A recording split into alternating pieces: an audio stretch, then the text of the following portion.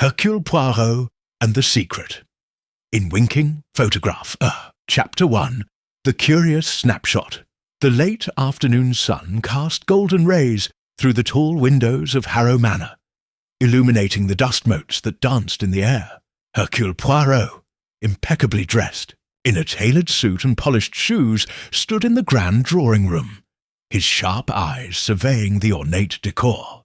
His moustache twitched slightly, a sign of mild amusement, as his old friend, Lady Beatrice Harrow, bustled about, her silver hair gleaming under the chandelier. "Mon ami, you have summoned Poirot to this charming abode with such urgency," he said, his voice smooth and accented with a hint of Belgian precision.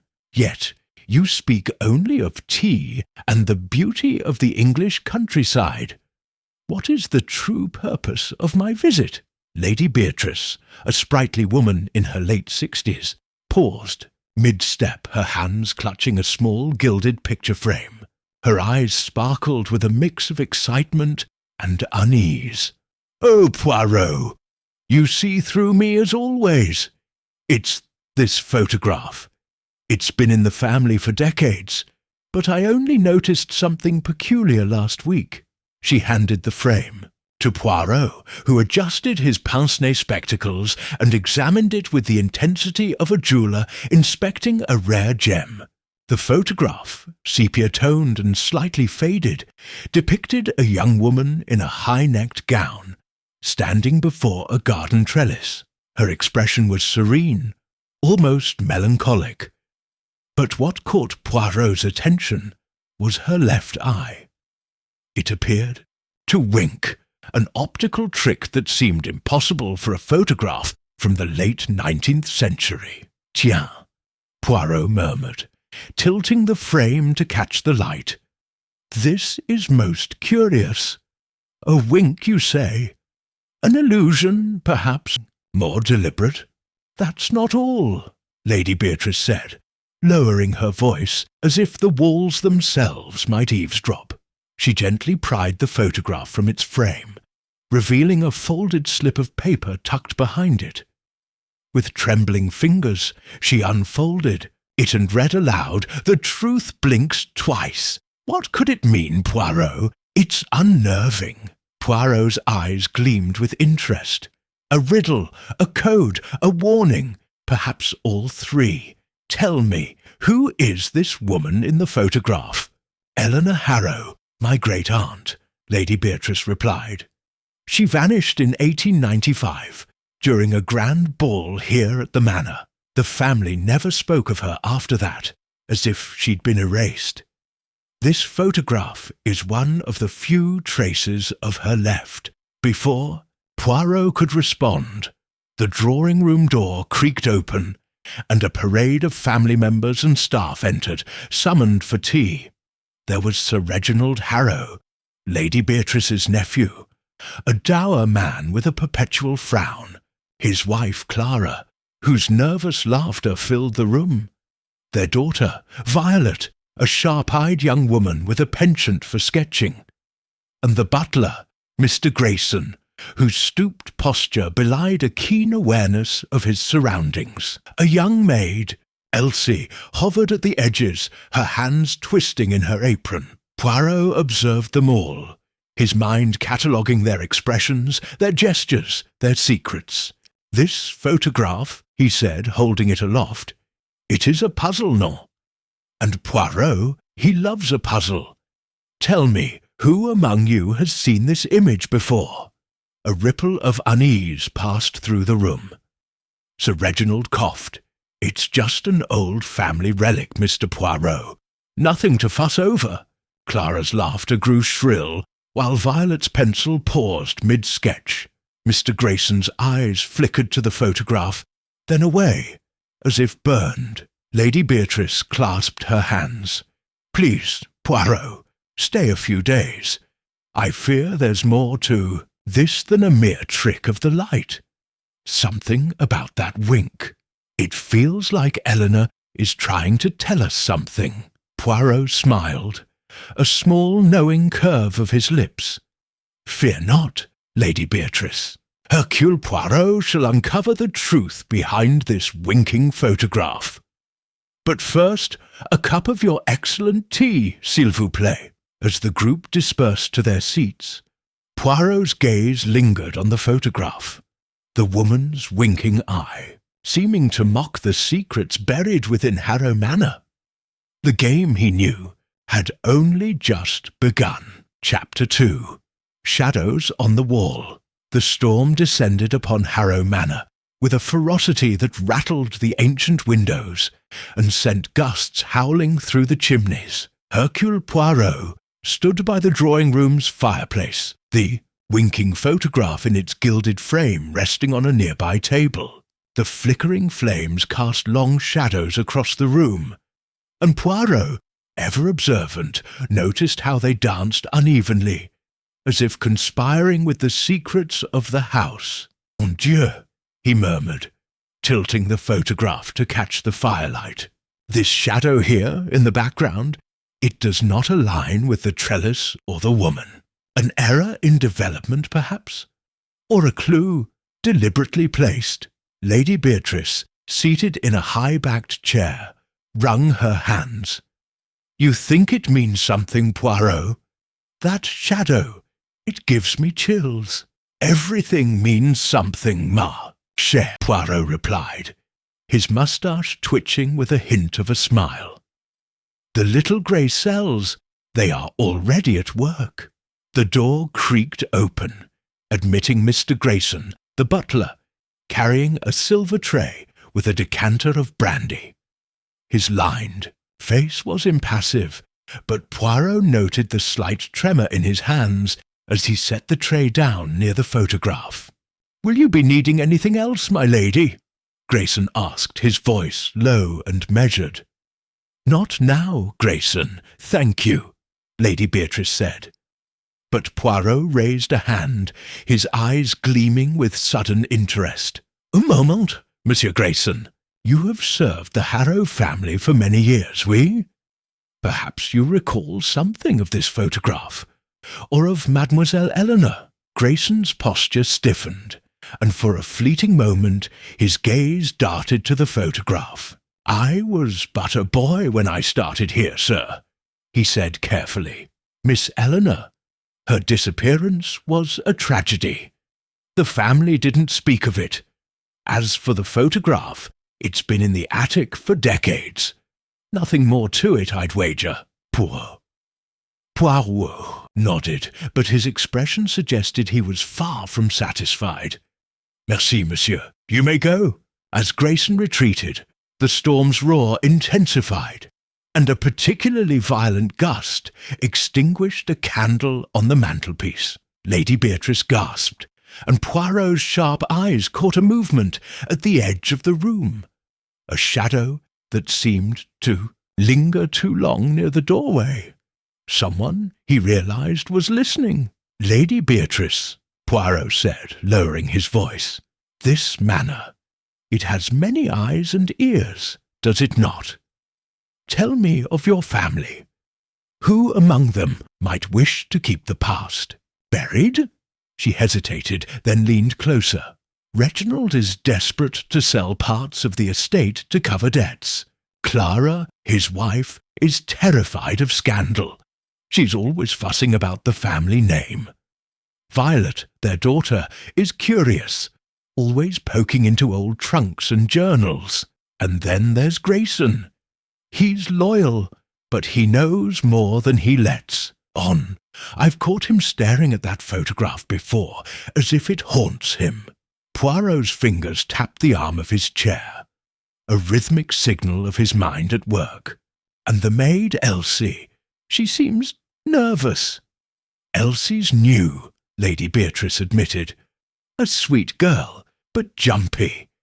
She started after the photograph was brought down from the attic. A sudden clap of thunder shook the room, and the lights flickered. Poirot rose, picking up the photograph and examining it once more. The shadow in the background, a faint, elongated shape, seemed to shift under his scrutiny, as if mocking his efforts to understand it. He turned to Lady Beatrice, his voice firm. "This photograph. It is the key to a lock we have yet to find." But Poirot, he senses danger.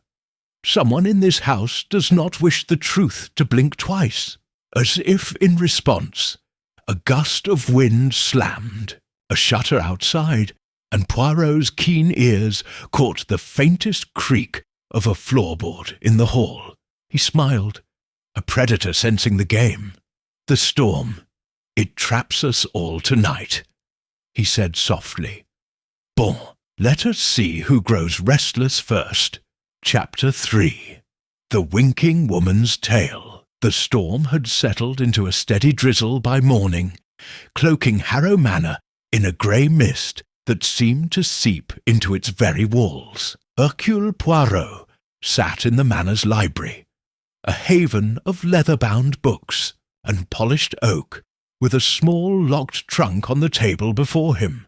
Lady Beatrice had unearthed it from the attic, claiming it contained relics of her great-aunt, Eleanor Harrow. Poirot's gloved fingers traced the trunk's brass lock, his eyes bright with anticipation. "Eleanor, she speaks to us still," he said, his voice a melodic murmur. "Through her words, we shall uncover the heart of this mystery." "Teat." Beatrice, standing by a tall window, turned with a hopeful smile. "The key was lost years ago, but I thought you might want to see her diaries and letters. They're all we have left of her life before she vanished." Poirot produced a small leather case from his pocket, revealing an array of delicate tools. With the precision of a surgeon, he worked the lock, and within moments it clicked open. "Voila," he said, lifting the lid to reveal a trove of papers. Yellowed letters tied with faded ribbon, a leather-bound diary, and a single pressed rose, its petals brittle with age. He began with the diary, its pages filled with Eleanor's elegant script. As he read, Poirot's mind painted a vivid portrait of the young woman in the winking photograph. Eleanor was spirited, intelligent and restless, chafing against the constraints of her aristocratic life. One entry, dated June 1895, caught his attention. "The society meets tonight, though I fear their secrets are darker than I imagined. I have seen the cipher, hidden in plain sight, and it terrifies me. If I am to act, it must be soon. He promises to help, but can I trust him? The ball will be my chance." Poirot's moustache twitched. "A society, a cipher, a forbidden ally. This is no ordinary scandal, Lady Beatrice. Your great-aunt was entangled in something perilous." He turned to the letters, many addressed to a dearest L, written in Eleanor's hand. They spoke of love, forbidden by her family, and hinted at a plan to escape during the grand ball of 1895. One letter, crumpled as if it had been clutched tightly, ended abruptly. "The photograph will keep our secret safe. Look for the blink. Dieu," Poirot whispered, his fingers brushing the photograph which lay beside the trunk. "The wink, it is no accident. It is her message, preserved across decades." Lady Beatrice leaned forward, her voice trembling. "But what was this society? And who was L? My family never mentioned such things." Poirot's eyes narrowed. "The society, I suspect, was a clandestine group, perhaps political, perhaps criminal. As for L, we must look to those who were close to Eleanor. Tell me, who attended the ball?" Before Lady Beatrice could answer, the library door opened, and Violet Harrow entered, her sketchbook tucked under her arm. Her sharp eyes flicked to the open trunk. "Great-aunt Eleanor's things?" she asked, her tone curious but guarded. "I've read about her in the family records. She was different, not like the rest of the Harrows." Poirot studied Violet, noting the intelligence in her gaze. "Mademoiselle Violet, you have an interest in history, oui?" Have you encountered mention of a society or a person known as L in your studies?" Violet hesitated, then shook her head. "No, but I've always thought Eleanor's disappearance was covered up. The family was too quick to forget her." She paused, glancing at the photograph. "That wink! It's like she's mocking us for not seeing the truth." Poirot smiled faintly. "Perhaps she is, but Poirot, he sees what others miss." As Violet excused herself, Poirot returned to the diary, his mind racing. Eleanor's words painted a picture of a woman caught in a web of intrigue. Her photograph a silent testament to her defiance. But the mention of a cipher intrigued him most. Was it hidden in the photograph's background, in the shadow he had noticed? Or was it something more elusive, waiting for his little grey cells to unlock? Outside, the rain continued to fall, and Poirot sensed the manor's secrets tightening around him like a noose. "Eleanor," he said softly, "you have set a challenge for Hercule Poirot, and I shall not disappoint you." Chapter 4. A flicker of motive. The dining hall of Harrow Manor gleamed with the polish of old money, its long mahogany table set with crystal and silver under the glow of a chandelier. Hercule Poirot, seated at Lady Beatrice's right, observed the assembled company with the keen eye of a hawk. The storm had abated, but a restless tension hung over the room, as if the secrets of the winking photograph had seeped into the very air. The dinner was a lavish affair. Roast pheasant, buttered asparagus, and a fine claret.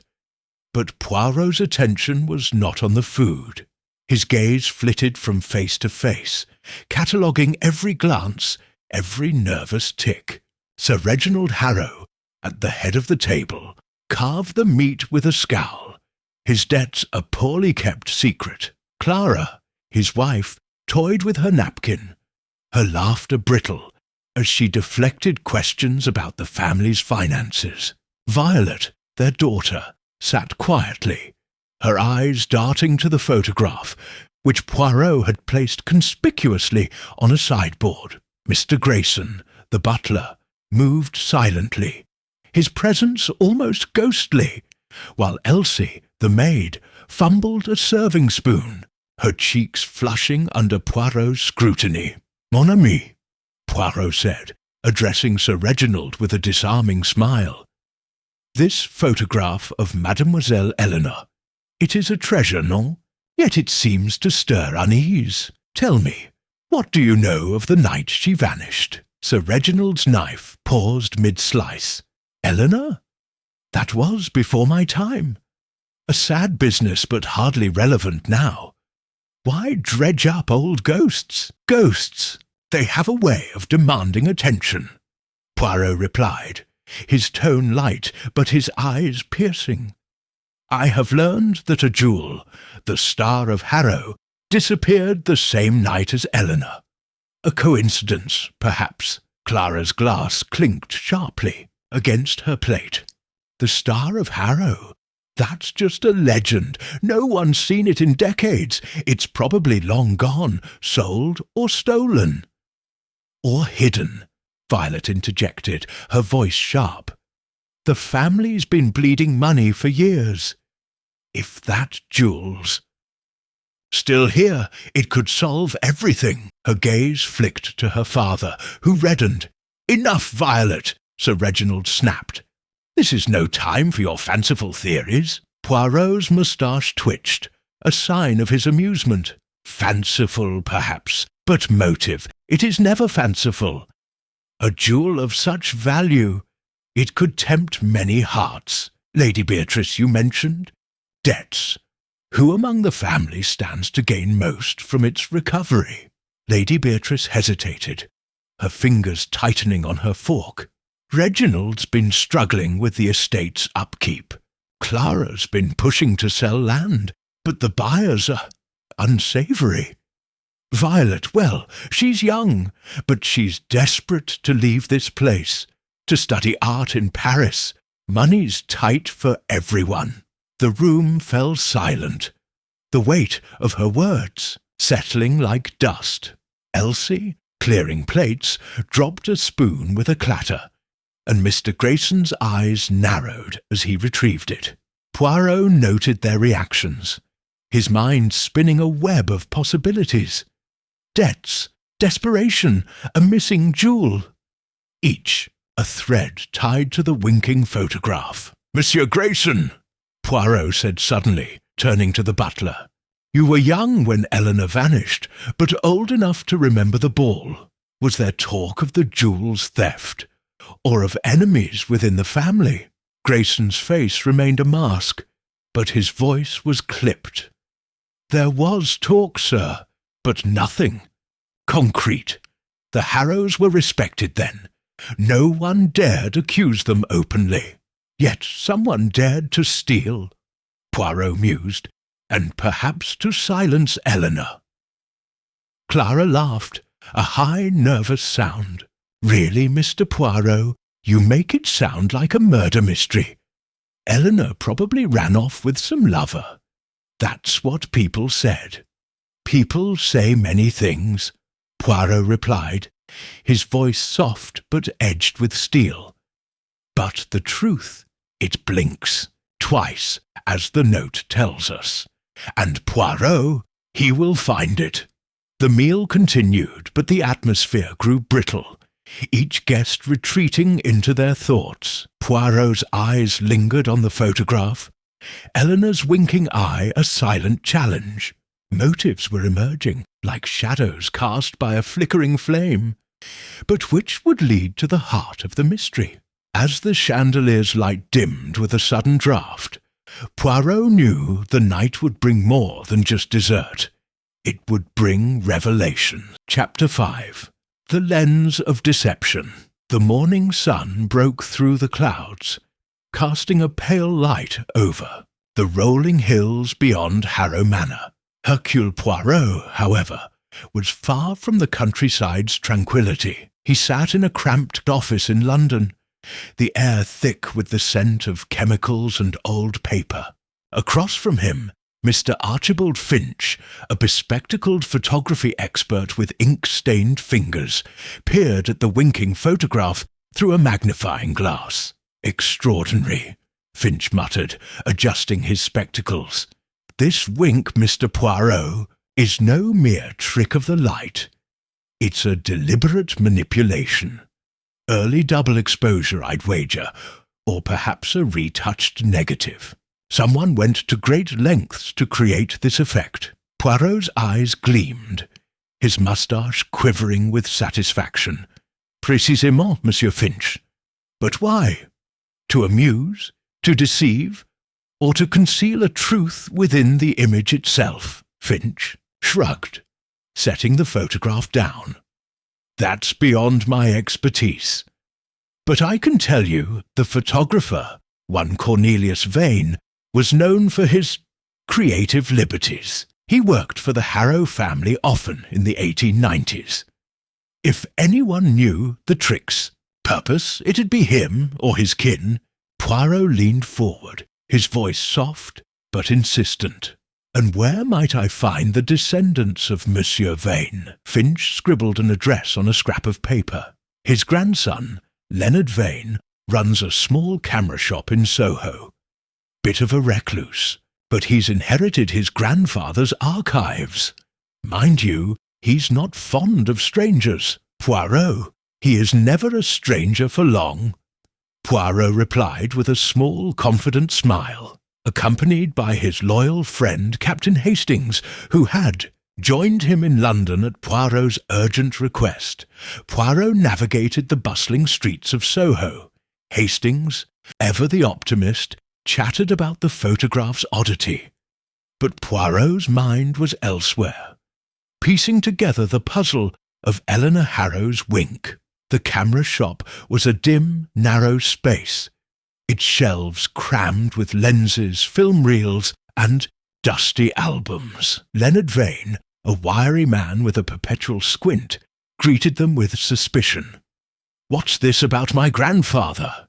he demanded, clutching a worn ledger. Poirot produced the photograph, its sepia tones catching the shop's feeble light. "This, Monsieur Vane, is a work of your ancestors' genius. The winking eye. It is no accident, we. Can you tell Poirot of its creation?" Vane's eyes widened, and he took the photograph with trembling hands. "I've heard of this, he said, his voice dropping to a whisper. "Grandfather kept a journal about his commissions. He wrote of a special project for a lady at Harrow Manor, something about embedding a secret in the image. He was paid handsomely, but sworn to silence." Poirot's fingers tapped his cane, a rhythmic signal of his racing thoughts. "Secret, you say? Did he leave any notes, any clues to what this secret might be?" Vane hesitated, then retrieved a tattered journal from a locked drawer. Flipping through its pages, he stopped at an entry dated July 1895. "Here," he said, pointing to a sketch of the photograph's composition, with cryptic annotations, "shadow to conceal, second exposure for the blink. She insists it must endure." "She," Hastings interjected, leaning over Poirot's shoulder. "That must be Eleanor Harrow." Poirot nodded, his gaze fixed on the sketch. The shadow, the same one he'd noticed in the photograph's background, was marked with a tiny symbol, a cross within a circle. And this shadow, it is not merely an error, it is a marker, a guide. "Monsieur Vane, may Poirot borrow this journal?" Vane clutched the book protectively. "It's family history. I can't just—" "A copy, then," Poirot said smoothly, his tone brooking no argument. "And Poirot shall ensure your grandfather's legacy is honoured." As they left the shop, journal pages carefully photographed by Hastings' pocket camera, Poirot's mind whirred. The wink was a deliberate act, a message crafted by Eleanor herself. But what did the shadow conceal? A location, a name far more dangerous. "Hastings, mon ami," Poirot said, pausing on the bustling street. "We return to Harrow Manor at once. The lens of deception has revealed its first truth, but the photograph, it still holds its secrets. And Poirot, he will not rest until they are laid bare." Chapter 6. Whispers in the Dark Room. The moon hung low over Harrow Manor, its silver light barely piercing the fog that clung to the estate's sprawling grounds. Hercule Poirot, clad in a dark overcoat to ward off the night's chill, moved silently through the manor's west wing, guided by a faint glow from his pocket torch. Captain Hastings trailed close behind, his breath visible in the cold air, his usual cheer subdued by the eerie stillness of the house. Hastings whispered, clutching a crowbar they'd borrowed from the gardener's shed. "Are you sure about this? Breaking into the old dark room at this hour? It's a bit irregular, even for you." Poirot's eyes glinted in the torchlight, his moustache twitching with a hint of mischief. "Mon ami, the irregular is where the truth often hides. The photograph's secret began in that dark room, and Poirot suspects it holds more than dust and memories." They reached a heavy oak door at the end of a neglected corridor, its paint peeling like the skin of some ancient beast. A rusty padlock secured it, but Hastings, with a grunt of effort, pried it open. The door groaned as it swung inward, revealing a small windowless room. The air was thick with the acrid scent of old chemicals, and shelves lined with bottles, and trays glinted faintly in the torch's beam. Poirot stepped inside, his torch sweeping the space. "This is where Cornelius Vane worked his magic," he murmured, noting the cluttered workbench and a stack of cracked glass plates. Early photographic negatives. If Eleanor's wink was crafted here, perhaps other clues remain. "Hastings, began rifling through a pile of papers, sneezing as dust billowed. "Look at this, Poirot. A ledger of Vane's work. It lists commissions for the Harrows, including, yes, the photograph from the 1895 ball." Poirot joined him, his gloved fingers tracing the faded ink. The entry confirmed Vane's special project for Eleanor, with a note, "Second negative stored separately. Map enclosed." Poirot's pulse quickened. "A map, Hastings! This is no coincidence!" He turned to a rusty filing cabinet, its drawers warped with age. With Hastings' help, they forced it open, revealing a bundle of brittle envelopes. One, marked with the same cross and circle symbol from Vane's journal, contained a torn sheet of parchment. A partial map of the manor grounds, with an X marking a spot near the old gazebo. "Mon Dieu!" Poirot breathed, holding the map to the light. "Eleanor hid something, and this photograph was meant to lead us to it." Before he could say more, a faint creak echoed from the corridor outside. Hastings froze, his hand on the crowbar. Poirot extinguished his torch, plunging the room into darkness. The sound came again. Soft footsteps, deliberate pausing just beyond the door. A shadow flickered under the gap, and Poirot's keen ears caught the faintest rustle of fabric. "Someone knows we are here," he whispered, his voice barely audible. "Stay still, Hastings." The footsteps retreated, fading into the manor's labyrinthine halls. Poirot relit his torch, his expression grim. "We have been watched, mon ami. The secrets of this dark room are not as forgotten as they seem." Hastings clutched the map and ledger, his face pale. Who could it be? Grayson? Violet? Or that nervous maid, Elsie? Poirot's eyes narrowed as he tucked the photograph into his coat. "That we shall discover. But first we must follow this map. The gazebo, it calls to us, and Poirot senses it holds the next piece of Eleanor's puzzle." As they slipped out of the darkroom, locking the door behind them, the manor seemed to pulse with hidden eyes. The fog thickened outside, swallowing the moonlight, and Poirot's mind raced. The torn map, the shadow in the photograph, the whispered footsteps. They were threads in a tapestry of deception, and he was determined to unravel it before the night's end. Chapter 7. The Code That Blinks. The morning light filtered weakly through the heavy drapes of Harrow Manor's library, casting a soft glow over the rows of books and the polished table where Hercule Poirot sat. Before him lay the winking photograph, the torn map from the darkroom, and the cryptic note, "The truth blinks twice." His gloved fingers drummed a steady rhythm, a sign of his little grey cells at work, as Captain Hastings paced nearby, clutching a cup of tea gone cold. "Poirot, this map is maddening," Hastings said, gesturing to the parchment with its marked gazebo. "It's only half here, and that note blinks twice. What does it even mean? Are we chasing shadows?" Poirot's moustache twitched, his eyes gleaming with quiet triumph. "Non, mon ami, we chase the truth, and it is closer than you think. The note, it is not mere poetry. It is a code, and the photograph, it is the cipher's key."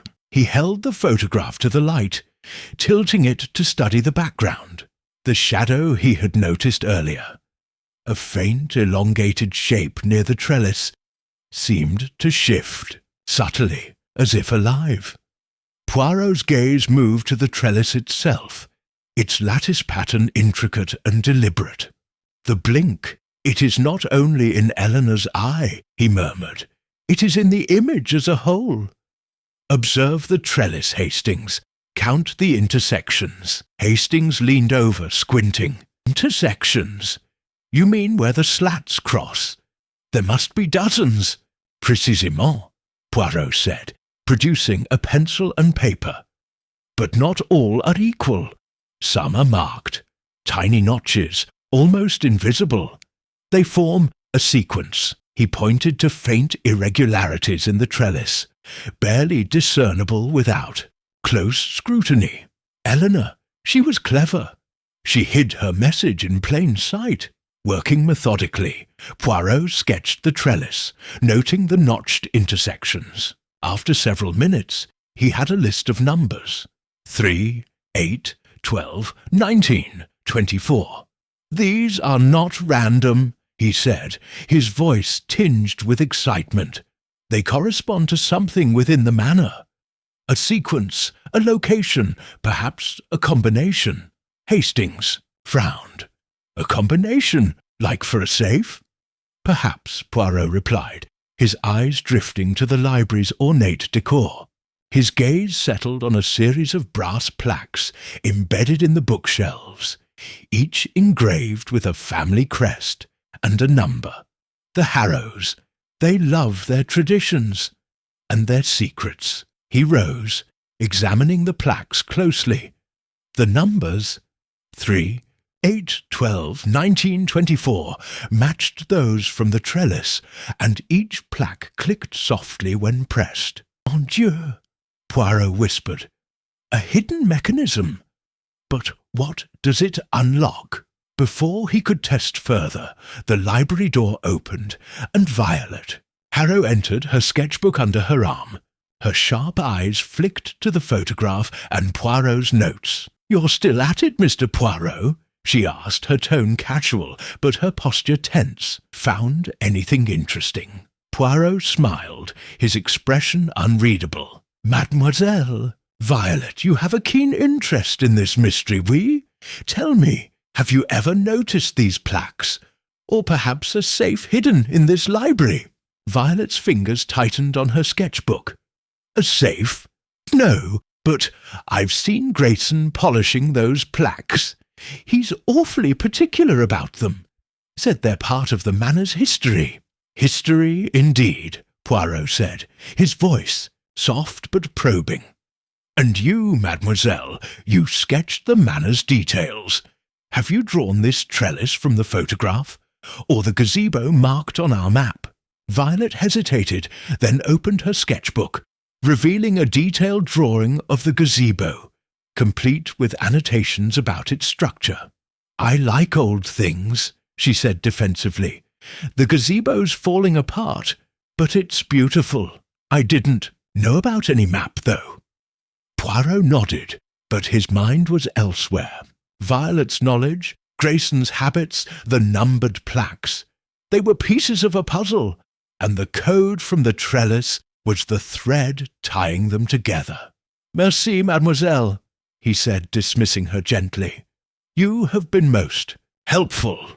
As Violet left, Hastings leaned in.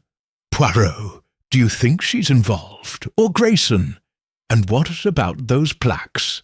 Poirot's fingers resumed their rhythmic tapping. "The code that blinks, it has revealed a mechanism, but not yet its purpose. The gazebo, the plaques, the photograph, they are linked, Hastings. And someone in this house knows more than they. Admit, Poirot, he will press the right numbers, and the truth, it shall blink at last." Chapter 8. The ghost of the ball. The grand ballroom of Harrow Manor shimmered under the glow of chandeliers, their crystals scattering light across polished floors and gilded mirrors. Lady Beatrice had orchestrated a reenactment of the 1895 ball, hoping to stir memories and loosen tongues. Guests dressed in borrowed Victorian finery swirled to the strains of a string quartet, their laughter mingling with the clink of champagne. Flutes. Hercule Poirot, resplendent in a tailored evening suit, stood near a velvet-draped window, the winking photograph tucked safely in his pocket. His sharp eyes missed nothing, not the forced smiles of the Harrow family, nor the furtive glances of the staff. Poirot, "This is quite the spectacle," Captain Hastings said, adjusting his stiff collar. "But do you really think it'll help? Recreating a ball from 30 years ago? It's a bit theatrical, even for you." Poirot's moustache twitched with amusement. "Theatrical, mon ami? Oui, but the human heart, it responds to drama. Tonight we stir the past and the secrets. They will rise like dust in the sunlight." The ballroom was a living echo of Eleanor's era, with guests playing the roles of long-gone Harrows and their acquaintances. Sir Reginald, as the patriarch, glowered from a throne-like chair. Clara, in a feathered gown, fluttered nervously among the dancers. Violet, radiant in emerald silk, sketched the scene from a corner. Mr. Grayson moved silently, directing the staff, while Elsie, in a starched maid's uniform, darted about with trays, her eyes wide with anxiety. Poirot's attention was drawn to a large portrait of Eleanor Harrow, unveiled for the occasion. It hung above the fireplace, her serene face mirroring the photographs, though without the enigmatic wink. He studied it, noting the same trellis in the background, its notched intersections faintly visible. "The code, it follows us," he murmured, his fingers brushing the photograph in his pocket. As the quartet struck up a waltz, a sudden hush fell over the room. A woman, Clara, playing Eleanor's role, stepped onto the dance floor, her gown a replica of the one in the photograph. But it was her cry that froze the guests. "There, by the window, it's her!" All eyes turned to a tall window, where a fleeting figure seemed to shimmer in the moonlight. A woman in white, her face obscured, her posture eerily familiar. Gasps rippled through the crowd, and Elsie dropped a tray, the crash echoing like a gunshot. Poirot, unmoved, scanned the room, noting Sir Reginald's pallor, Violet's wide-eyed stare, and Grayson's sudden stillness. "Mon Dieu," Poirot said softly, striding toward the window. "A ghost, they say. No, it is a trick, or perhaps a revelation." He found no trace of the figure outside, but a modern camera, set up to capture the reenactment, had clicked moments before Clara's cry. Poirot commandeered the device, insisting the film be developed at once. An hour later, in the Manor's makeshift darkroom, he and Hastings examined the print. The image showed the ballroom in mid-waltz, but near the window, a faint silhouette mirrored Eleanor's pose in the winking photograph, down to the tilted head and the suggestion of a wink. "Great Scott, Poirot!" Hastings exclaimed. "It's uncanny. Is it supernatural?" Poirot's eyes gleamed with rational certainty. "Supernatural? No, Hastings. It is human cunning. Someone staged this apparition, knowing it would be captured. But why? To frighten us? Or to distract from the truth?" He turned to Lady Beatrice, who had joined them, her face pale. "This ghost, it is no accident. Tell me, who arranged the camera? And who knew of Eleanor's likeness so precisely?" Lady Beatrice wrung her hands. "Violet suggested the camera. She's been photographing the Manor for her sketches. But the gown, the pose, anyone who's seen the photograph could have planned it." Poirot nodded, his mind racing. The reenactment had done more than stir memories.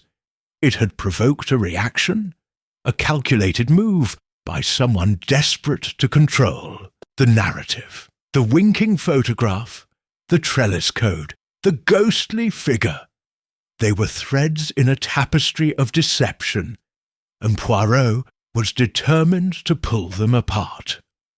As the ball resumed, its gaiety now strained, Poirot slipped the new photograph into his pocket beside the old. "The ghost of the ball has spoken," he said to Hastings, his voice low. And Poirot, He listens. The truth, it blinks twice, and we are closer than ever. Chapter 9. The Hidden Compartment. The library of Harrow Manor was a sanctuary of silence, its towering shelves heavy with the weight of centuries. Hercule Poirot stood before the brass plaques he had discovered earlier. Their engraved numbers 3, 8, 12, 19, 24, gleaming in the lamplight. The winking photograph rested on a nearby table, Eleanor's enigmatic eye seeming to watch his every move. Captain Hastings hovered at his side, his brow furrowed with anticipation. "Poirot, are you sure about this?" Hastings asked, glancing at the plaques. "You think these numbers from the trellis will actually open something? It's a long shot, even for you." Poirot's moustache twitched with a faint smile. "A long shot, mon ami? No, it is precision. The code that blinks, it has led us here. These plaques, they are not mere decoration. They are the lock, and Poirot, he holds the key." He pressed the plaques in sequence, each one clicking softly under his gloved fingers. As the final plaque sank into place, a low groan echoed through the library. A section of the bookshelf to their right shuddered, then swung inward, revealing a narrow compartment carved into the wall. Dust motes swirled in the lamplight, and Poirot's eyes gleamed with triumph. "Mon Dieu!" he breathed, stepping forward. "Eleanor, you were most ingenious." Inside the compartment lay a small velvet-lined box, its surface worn but intact. Poirot lifted it carefully, noting a monogram on the lid. E.H. Eleanor Harrow. He opened it to reveal a delicate gold locket, its surface etched with a rose and a tiny brass key, no larger than a thimble. The locket, when opened, held a miniature portrait of a young man, his features blurred by time, but his eyes strikingly intense. Hastings leaned in, his voice hushed. "Good heavens, Poirot! Is that L, the one from Eleanor's letters? And that key, what does it open?" Poirot's fingers traced the key's intricate design. "This key, it is too small for a door or a safe. Perhaps a drawer, a jewellery box, or something yet to be found. As for the locket, it confirms Eleanor's secret love. But who was he, and why hide this here?" Before they could speculate further, the library door creaked open, and Sir Reginald Harrow stormed in, his face flushed with indignation. "What's this?" he demanded, eyeing the open compartment. "You're tearing apart my home, Poirot. What have you found?" Poirot closed the box with a snap, his expression serene but unyielding. "Monsieur Reginald, I have found a piece of your family's past. This locket and key, they belonged to Mademoiselle Eleanor. Do you know of any lock they might fit? Or perhaps of a man she loved in 1895? Sir Reginald's jaw tightened, his eyes darting to the box. "Eleanor's nonsense again? I told you, that's ancient history. If there's a locket, it's probably worthless. As for locks, this manor's full of them. None special." Poirot's gaze sharpened, noting the sweat beading on Sir Reginald's brow. "Worthless, you say? Yet someone went to great lengths to hide it. Tell me, have you ever searched this library for hidden treasures? The Star of Harrow, perhaps?" Sir Reginald bristled. "You're fishing, Poirot. I've had enough of your meddling." He turned to leave, but paused at the door, his voice low. "Be careful, Mr. Poirot. Old secrets can be dangerous."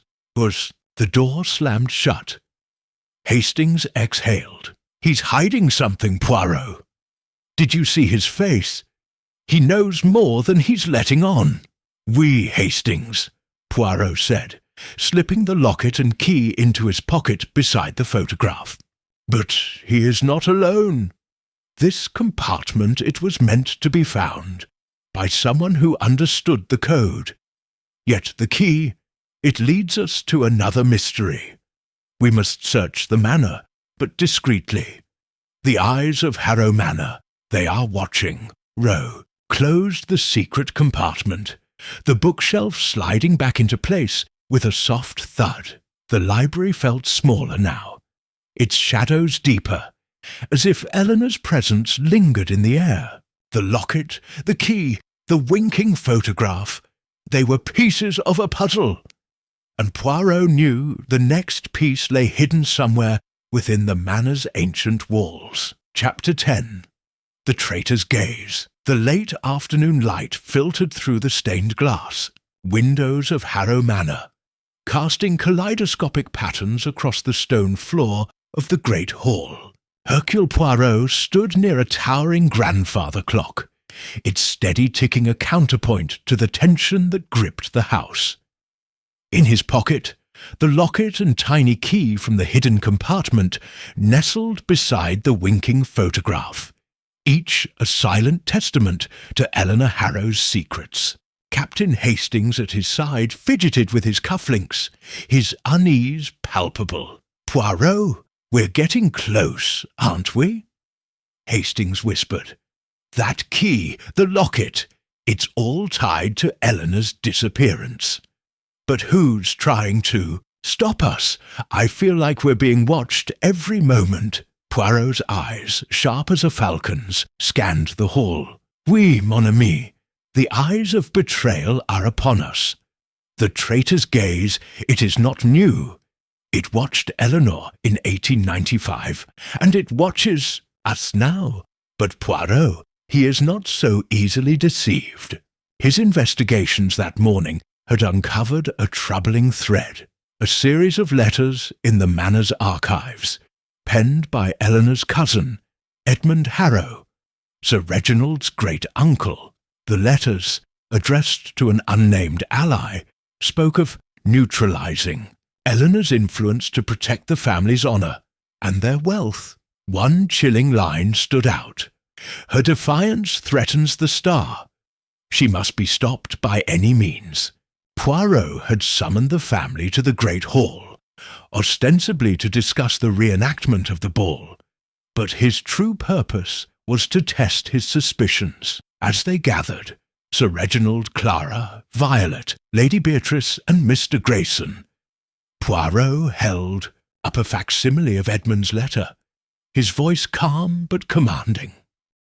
"Mesdames et messieurs," he began, "the past of Harrow Manor is not as buried as some might wish. This letter, written by Edmund Harrow, suggests a betrayal within the family. Eleanor, she was no mere runaway. She was silenced, perhaps because of the Star of Harrow, perhaps because of her love.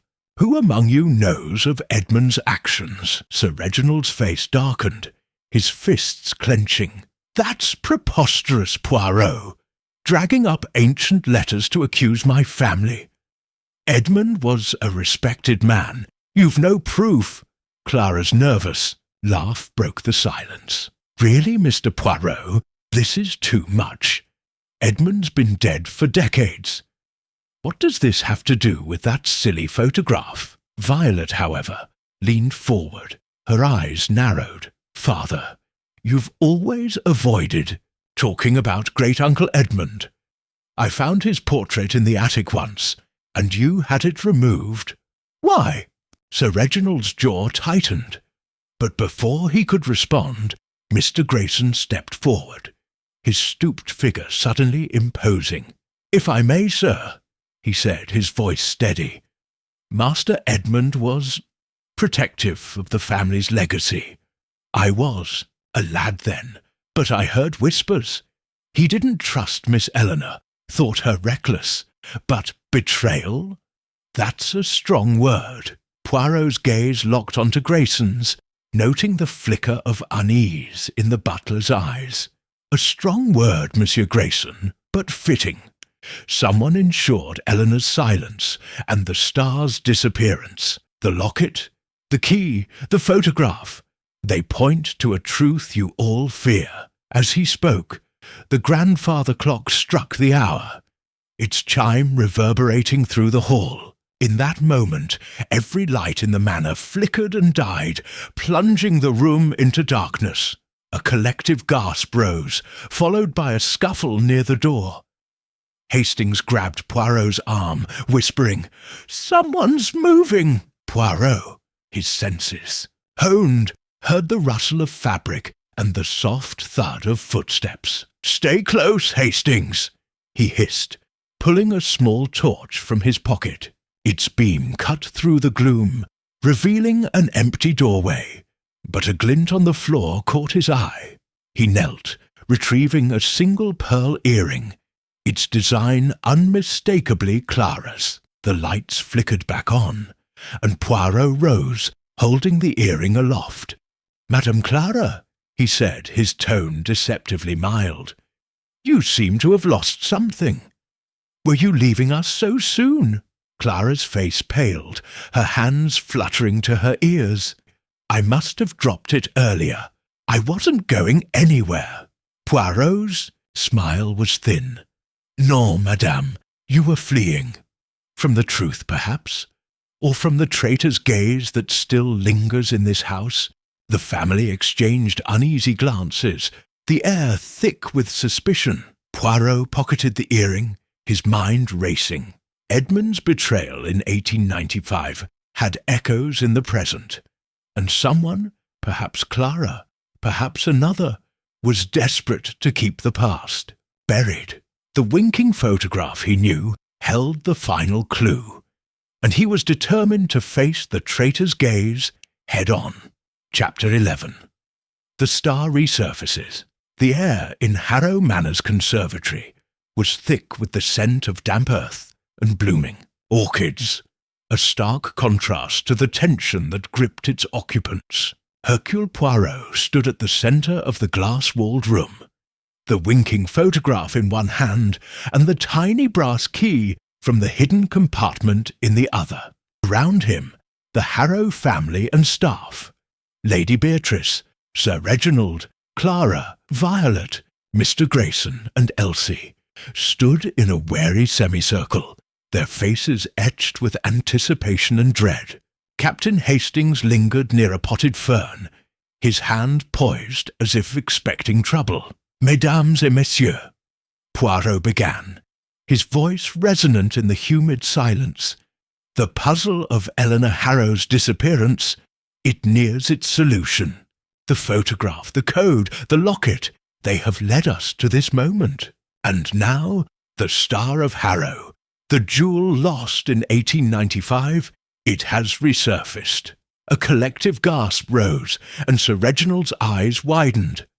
"The star? That's impossible. It's been gone for decades." Poirot's moustache twitched, his gaze steady. "Non, monsieur, it was never gone, only hidden by one who understood its power." He turned to Violet, who clutched her sketchbook tightly. "Mademoiselle Violet, you have a gift for observation. Tell Poirot, where did you find this?" He produced a small velvet pouch, its contents glinting faintly through the fabric. Violet's face paled, her voice barely a whisper. "I found it in the gazebo 2 days ago. It was buried under a loose flagstone, wrapped in oilcloth. I didn't tell anyone. I thought it might be dangerous." Clara's nervous laugh broke the silence. "Violet, you silly girl, why keep it secret? That's the star of Harrow." Poirot opened the pouch, revealing a dazzling sapphire, its facets catching the conservatory's light like a captive star. "Oui, madame, the star itself. But its discovery, it is no accident. The map from the darkroom, the key from the locket, they pointed to the gazebo where Eleanor hid her treasure." Lady Beatrice stepped forward, her hands trembling. "But why, Poirot? Why hide the jewel? And what does this have to do with Eleanor's disappearance?" Poirot held up the tiny key, its brass surface etched with a rose. "This key, it fits a lock within the gazebo, a hidden panel in the flagstone. discovered by Mademoiselle Violet. But the star, it was not merely a jewel. It was leverage, a means to escape a family that sought to control her. Eleanor's letters spoke of a lover, L, and a plan to flee. The star was their security. Sir Reginald's face reddened. This is nonsense. Eleanor was reckless, but she wouldn't steal from her own family. Non, monsieur, Poirot said sharply. She did not steal. The star was her dowry, claimed to protect her future. But someone, Edmund Harrow, her cousin, betrayed her. His letters reveal he orchestrated her disappearance, perhaps to secure the jewel for himself. Yet Eleanor, she was cleverer. She hid the star and the photograph. It was her safeguard. Grayson's stooped figure shifted, his eyes fixed on the sapphire. Miss Eleanor was brave, he said quietly. I was a boy then. But I saw her at the ball, whispering with a man near the gazebo. I never told anyone. Edmund would have had my hide. Poirot nodded, his mind racing. Merci, Monsieur Grayson. Your memory confirms the lover's presence.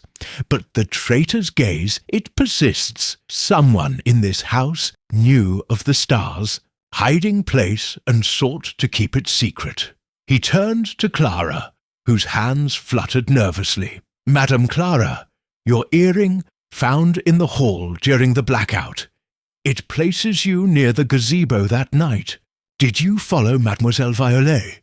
Did you hope to claim the star for yourself? Clara's laughter turned shrill. Me? I was just looking for Violet. I was worried, that's all. Poirot's eyes narrowed, but he said nothing, instead setting a trap. The star. It will remain under Poirot's protection until the full truth is revealed. Tonight, I shall place it in the library, under lock and key. Let us see who is tempted. As the group dispersed, their faces a mix of relief and suspicion, Hastings leaned in. Poirot, you're baiting them. But what if the culprit strikes? Poirot's smile was serene. Then, mon ami, we shall catch them. The star has resurfaced, and with it the truth of Eleanor's fate. The winking photograph, it blinks twice, and Poirot, he is watching. Chapter 12. The final blink, the drawing-room of Harrow Manor, was a stage set for revelation, its heavy drapes drawn to block the evening's chill. A fire roared in the hearth, casting flickering shadows across the faces of the assembled company. Lady Beatrice, Sir Reginald, Clara, Violet, Mr. Grayson, and Elsie, each seated in a semicircle around Hercule Poirot. Captain Hastings stood by the door, his posture alert, ready for any sudden move. At the centre of the room, on a small mahogany table, rested the winking photograph, the star of Harrow's sapphire glinting beside it, and the locket with its tiny key. Poirot, impeccable in his evening suit, paced slowly, his hands clasped behind, his back, his eyes alight with the fire of deduction. Mesdames et messieurs, he began, his voice resonant and commanding, the mystery of Eleanor Harrow and the winking photograph, it reaches its crescendo. Tonight, Poirot shall reveal the truth that blinks twice, the truth of a betrayal, a theft, and a woman's desperate courage. He lifted the photograph, tilting it to catch the firelight. This image, it is no mere keepsake. It is a cipher, a message from Eleanor herself. The winking eye, created through photographic trickery, was her signal. The trellis in the background, with its notched intersections, gave us numbers. 3, 8, 12, 19, 24. These led to the library's hidden compartment, where we found the locket and key. Lady Beatrice leaned forward, her voice trembling. But what was she hiding, Poirot? And who took her from us? Poirot's moustache twitched, his gaze sweeping the room. Eleanor hid the star of Harrow, a jewel meant to secure her freedom. With her lover, known only as L, she planned to flee during the ball of 1895, but she was betrayed. The note, "The truth blinks twice," was her final act, a clue to ensure her story would endure. He turned to Sir Reginald, whose face was a mask of barely contained fury. "Monsieur Reginald, your great-uncle, Edmund Harrow, was the traitor. His letters reveal he sought to stop Eleanor, fearing her actions would ruin the family. He arranged her disappearance, perhaps believing he could claim the star for himself. But Eleanor was cleverer. She hid the jewel in the gazebo, locked in. A panel opened by this key." Clara's nervous laugh broke the silence. "But Edmund's long dead. What does this have to do with us?" Poirot's eyes narrowed, fixing on Clara. "Patience, madame. The past, it echoes in the present. The star resurfaced, found by Mademoiselle Violet. But someone else knew of its hiding place. Someone who watched, who waited, who tried to silence this investigation." He produced Clara's pearl earring, holding it aloft. "This, found in the hall during the blackout, places you near the gazebo, Madame Clara. You followed Violet, hoping to claim the star to settle your husband's debts. But you are not the mastermind." Poirot turned to Mr. Grayson, whose stooped figure seemed to shrink under his gaze. "Monsieur Grayson, you were a boy in 1895, but old enough to see, to hear. You saw Eleanor with her lover at the gazebo, and you told Edmund, did you not? Out of loyalty, perhaps, or fear. But you carried the guilt, and when the photograph resurfaced, you feared exposure." Grayson's hands trembled, his voice a whisper. I was a lad, sir. Master Edmund said it was for the family's good. I never knew what happened to Miss Eleanor, I swear." Poirot nodded, his expression softening briefly. You were a pawn. But the true culprit, the one who staged the ghost at the ball, who moved in the shadows of the dark room, is among us still." He turned to Violet, whose sharp eyes widened. "Mademoiselle Violet, you found the star, but you also orchestrated the ghostly apparition, using your camera to recreate Eleanor's image. Why? To distract Poirot, to muddy the waters, because you suspected the truth about your family's past, and you wanted the star for yourself, to escape this manner." Violet's face crumpled, tears welling. "I just wanted out. I found the map in the attic, guessed the gazebo's secret. I didn't mean harm. I only wanted a future." Poirot's voice softened, but his resolve was iron. "The truth, it blinks twice, and Eleanor's courage has exposed it. She did not die, as some feared. Her lover's portrait in the locket matches records of a man who fled to France in 1895, with a woman matching Eleanor's description. She escaped, leaving the star as a decoy, her photograph a beacon for justice." The room was silent, the weight of Poirot's words settling like dust. Sir Reginald slumped, Clara wept, and Lady Beatrice clasped her hands, tears of relief in her eyes. "She lived?" she whispered. "My great-aunt! She was free?" "Oui," Poirot said, placing the photograph gently on the table. And her wink, it was her triumph. The star, it shall return to the family, and Eleanor's story, it shall be told. As the fire crackled, Poirot stepped back, his work complete.